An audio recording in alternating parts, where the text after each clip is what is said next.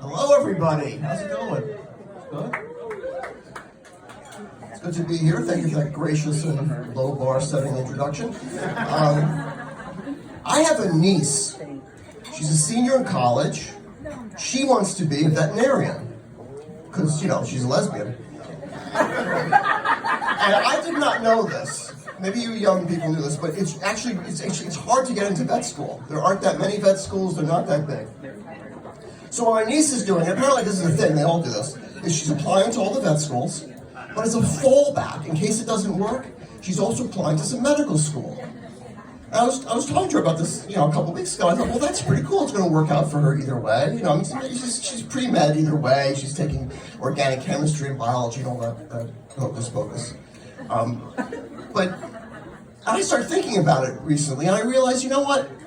This is all you need to know about life in Joe Biden's America. Our doctors who work on us are people who didn't quite have the grades to work on dogs. Because, ladies and gentlemen, dogs rule. And I don't mean that in a nice way. I mean that American society and culture is arranged primarily for the benefit of our canine overlords, the dogs. Think about it. My next door neighbor has had 3 kids. The older daughter's named Summer. The son's named Thor. The little girl's named Anya, A-N-J-A. The dog is named Robert. Think about all the things a dog can do that we can't do. I mean, if I'm in a car, I am strapped down, I can't move. The dog's got his head out the window. And when he gets bored of that, he walks across the car to the other side, sticks his head out the other window. I mean, if I could do that, I would drive for Uber full time. And then think about, dogs go out on walks. Walks, this is a euphemism, walks. We know what's going on. They mark their territory. It's not my neighbor's yard, it's Robert's yard. And they do this by, peeing on everything. I mean, how awesome would that be?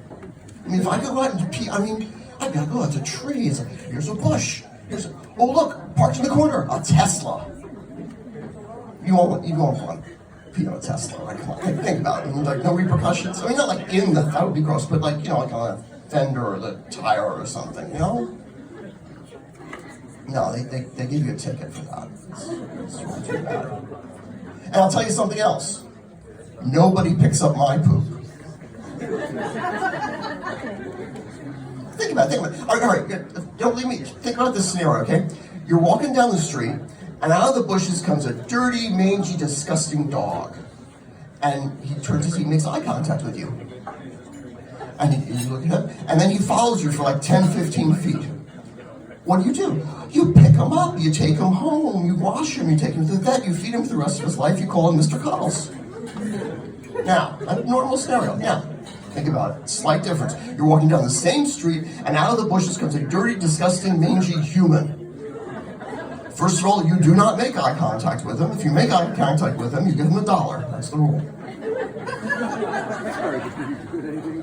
Secondly, if he follows you for 15 feet, you can shoot him.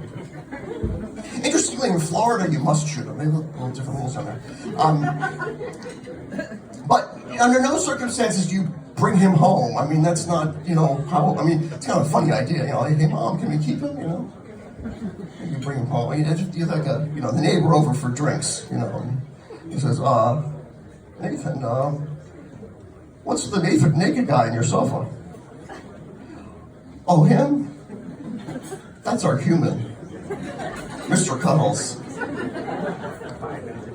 He's a rescue.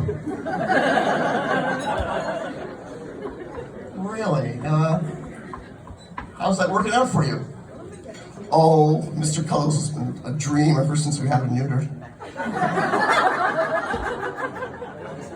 That joke does not get laughs in other parts of town. I'm going to put it on my head. Thank you very much.